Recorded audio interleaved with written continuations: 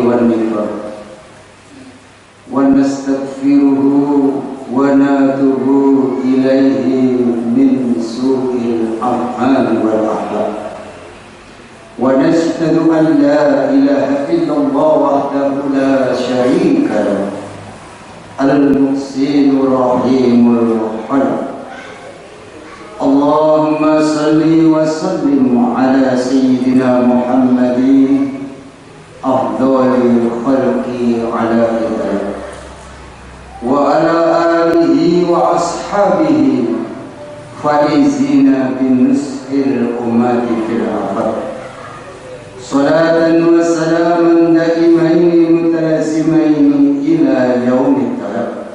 أما بعد فيا أيها الناس اتقوا الله حق تقاته ولا تموتن إلا وأنتم مسلمون واعلموا أنكم قديمون إلى الله ولتنظر نفس ما قدمت واتقوا الله إن الله خبير بما تعملون.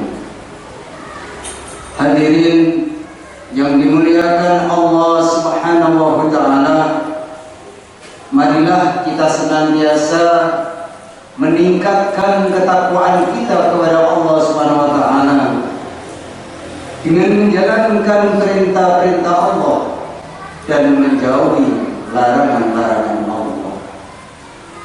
Karena tidak ada keuntungan yang lebih besar melebihi bila kita taat kepada Allah, menjalankan perintah Allah. Inilah orang yang beruntung, inilah orang yang sukses. Dan tidak ada bahaya yang amatlah besar bila kita tidak taat kepada Allah. Inilah yang dinamakan bermaksiat kepada Allah. Inilah kecelakaan yang sesungguhnya celaka dalam kehidupan manusia dunia dan akhirat. Ini adalah memasuki bulan Muharram, bulan yang mulia setelah Ramadan.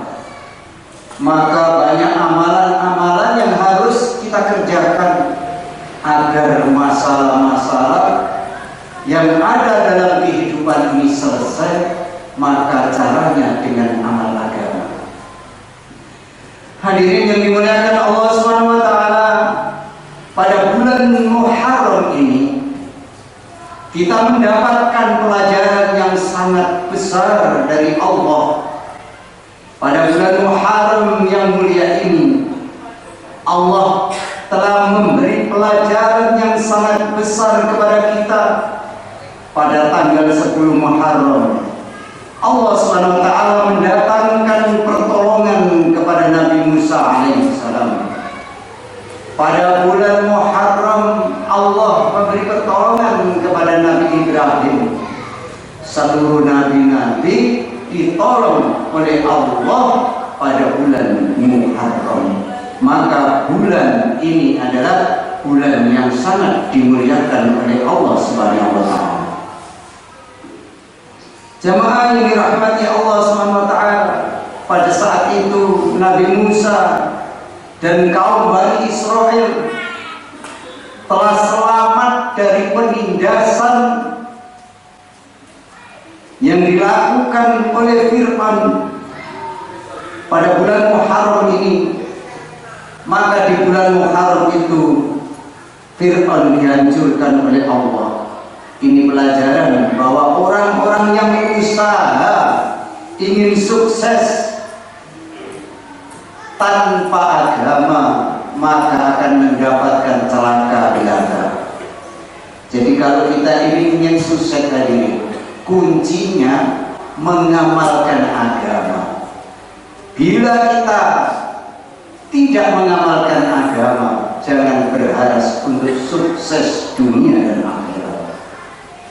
Walaupun awalnya seperti mau enak, awalnya seperti mau sukses, tetapi akhirnya pasti Allah akan datangkan kehinaan-kehinaan bila kita tidak mengamalkan agama. akan mendatangkan keresahan-keresahan bila kita tidak mengamalkan agama, maka didatangkan keresahan-keresahan, kesusahan-kesusahan di dunia ini. Maka begitu gamblang Allah dan Rasulnya, kalau kita ini ingin sukses, jalannya mengamalkan agama. Bila kita tidak mengamalkan agama, hanya mendapatkan celaka dan kehinaan semata. Sebaliknya, orang yang berpegang dengan agamanya Allah Subhanahu wa taala, walaupun awalnya mengalami kesusahan, mengalami penderitaan, tetapi akhirnya kemuliaan akan datang. Kemuliaan akan didatangkan oleh Allah kepada kita. Itulah orang yang mengamalkan agama. Wal akibatu lil muttaqin, kata Allah. Akhirnya orang-orang yang mulia adalah orang-orang yang takwa. Begitu jelas Allah katakan, hanya orang yang takwa yang sukses dan diberi kemuliaan oleh Allah. Takwa itu apa? Yaitu orang yang mengamalkan agama. Hadirin yang dimuliakan Allah SWT, maka apa saja aturan agama ini, baik yang pahit maupun manis, yang berat maupun mudah, mesti kita rasakan semua. Ini adalah rahmatnya Allah untuk kita semua, supaya kita menjadi orang-orang yang mulia di dunia dan akhirat. Dan mesti harus kita pahami seluruh amalan-amalan yang tidak sesuai dengan syariat, walaupun kelihatannya menyenangkan, tapi akhirnya akan menyusahkan kita dunia dan akhirat. Hadirin yang dimuliakan Allah Subhanahu wa taala, Allah Subhanahu wa taala memerintahkan kepada kita untuk senantiasa memperbanyak amalan-amalan di bulan Muharram ini. Maka hadirin yang dimuliakan oleh Allah, kalau kita ingin sukses, berulang-ulang Rasulullah mengatakan hanya mengamalkan agama. Hadirin yang dimuliakan Allah, semua aturan-aturan syariat ini hakikatnya untuk membahagiakan kita, untuk menjadikan kehidupan kita ini tenang dan tentram di dunia sebelum kita pindah ke akhirat. Jadi kalau aturan agama ini kita laksanakan dengan baik, maka kita akan diberi kebahagiaan di dunia sebelum pindah ke negeri akhirat, kebahagiaan yang selama-lamanya. Itulah orang sukses yang sesungguhnya. Demi Allah, manusia tidak akan bisa tenang dan tentram karena materi, hadirin. Jadi kalau orang materinya banyak merasa tentram, tidak itu kata Nabi. Tetapi mengamalkan agama akan membuat tentram dan tenang. Tentram dan tenang bukan karena hartanya banyak, kata Nabi. Seumpama manusia bisa tenang, tentram dan bahagia dengan harta, dengan materi, tentu Fir'aun akan menjadi orang yang sangat tentram dan tenang. Tetapi Fir'aun kehidupannya senantiasa dalam keadaan kehidupan yang sempit, hadirin. Kehidupan yang resah, walaupun semua fasilitas materi ada dalam kehidupannya. Begitu nyata contoh yang diberikan Allah kepada kita. Semua itu agar kita mau merenung, semua kita bisa mengambil pelajaran dari kehidupan Fir'aun, bahwa kebahagiaan bukanlah karena banyaknya harta, materi, kedudukan dan lain sebagainya. Tetapi kalau ingin bahagia yang sesungguhnya, mengamalkan sunnah daripada baginda Nabi Muhammad SAW. Hadirin yang dimuliakan Allah Subhanahu wa taala, baginda Nabi Muhammad SAW mengatakan, kalau kamu masuk rumah, ucapkanlah salam. Ini yang dikatakan Nabi. sudahkah kita kerjakan? Kalau belum, setelah mendengar nasihat Nabi dari khutbah Jumat ini, sebelum masuk rumah ucapkan salam, sehingga masalah-masalah kehidupan dalam kehidupan ini akan selesai hanya mengamalkan sunnah Nabi. Sebelum masuk rumah mengucapkan salam, assalamualaikum warahmatullahi wabarakatuh, baru masuk rumah. Maka segala kesulitan, segala masalah akan diselesaikan oleh Allah. Bagaimana tidak? Setiap masuk rumah kita mengucapkan salam, satu malaikat rahmat ikut masuk di dalam rumah. Kalau rumah ini penuh dengan malaikat, maka rumah itu akan adem ayem dan tentrem. Tetapi kalau kita tidak membaca salam ketika masuk rumah, maka setan akan ikut. Setiap masuk rumah kok tidak baca salam, berarti kita membawa satu setan. Maka setiap masuk rumah berkali-kali tidak mengucapkan salam, maka rumah kita penuh dengan setan, sehingga rumah tangga kita tidak mengalami ketentraman.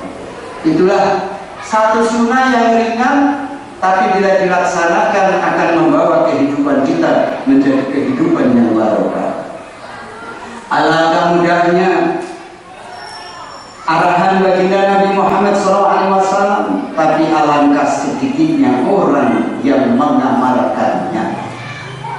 Kita senantiasa kita merasa kebaikan akan datang ke rumah kita kalau punya harta, kalau kita punya mobil, kalau kita mempunyai sepeda yang bagus, punya barang-barang yang mewah di rumah. Tetapi Nabi mengatakan yang demikian itu tidak akan bisa menenteramkan kehidupanmu sebelum mengikuti cara hidupku untuk mengamalkan sunnah-sunnahku, sehingga kebaikan-kebaikan akan datang ke rumah bila senantiasa mengikuti sunnah, yaitu sebelum masuk rumah mengucapkan salam, maka akan mendatangkan barokah. Kemudian apa yang dibaca lagi sebelum masuk rumah? Membaca sholawat 3 kali, kemudian disambung dengan surat Al-Ikhlas 3 kali. Kalau tidak sempat baca sholawat sekali, Al-Ikhlas sekali, maka semua masalah akan diselesaikan oleh Allah Subhanahu wa Ta'ala. Itulah yang diajarkan baginda Nabi Muhammad sallallahu alaihi wasallam. Hadirin yang dimuliakan Allah Subhanahu wa Ta'ala, tidak ada cara untuk menyelesaikan masalah selain dalam sunnah Rasulullah sallallahu alaihi wasallam. Sekarang kita ingin menjaga harta kita dengan cara ini, dengan cara itu.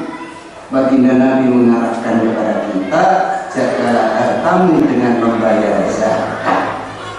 Jadi kalau kita ini sudah membayar zakat, itulah harta kita akan terjaga. Hadirin yang dimuliakan Allah Subhanahu wa Ta'ala, orang yang tidak mau bayar zakat, akhirnya hartanya tidak barokah. Hartanya banyak, tapi justru menimbulkan masalah-masalah yang tidak ada kunjung habisnya, tidak akan ada kunjung akhirnya masalah-masalah yang akan datang. Kalau kita sakit, senantiasa bergantung kepada makhluk, maka Nabi mengatakan, bila kamu sakit, Dawuda marbokum bisodaqah. Kata Nabi, obatilah orang-orang sakit itu dengan sedekah. Jadi kalau banyak orang menganggap bahwa dokter bisa menyembuhkan, itu keliru.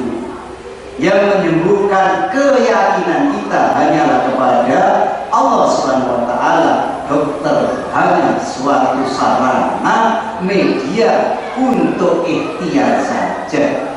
Sesungguhnya seluruh kesehatan sakit hanyalah Allah. Maka kata Nabi, banyak-banyaklah sedekah kalau kalian menderita sakit. Itulah yang hanya itu, kemudian diperintahkan Nabi mengamalkan surat At-Taubah ayat 128 sampai dengan 129. Bila ini kita amalkan setelah sholat maghrib 7 kali dan subuh 7 kali, maka kita senantiasa dalam perlindungan Allah Subhanahu wa Ta'ala. Laqad ja'akum rasulun min anfusikum azizun 'alaihi ma antum harisun 'alaikum bil mu'minina raufur rahim fa in tawallaw faqul hasbiyallah la ilaha illa huwa 'alaihi tawakkaltu wa huwar rabbul 'arsyil 'azim. Itulah bila panjenengan baca setiap selesai sholat maghrib dan subuh, maka Allah akan kirimkan malaikat untuk senantiasa melindungi kita sehingga kita selamat dunia dan akhirat. Kalau mati dalam keadaan husnul khotimah, mati dalam keadaan kebaikan, bila sunnah-sunnah Nabi ini kita amalkan. Hadirin yang dimuliakan Allah, di antara bentuk tobat yang sangat baik pada bulan Muharram yaitu berpuasa pada tanggal 10 Muharram. Jadi bentuk tobat supaya dosa kita diampuni dalam 1 tahun tidak punya dosa, maka setiap tanggal 10 Muharram berpuasa dan menyantuni anak yatim piatu. Itulah kunci sukses, itulah kunci menyelesaikan masalah. Demikian jemaah yang bisa saya sampaikan, mudah-mudahan manfaat dan bisa kita renungkan untuk kehidupan dunia dan akhirat kita mencapai kebahagiaan.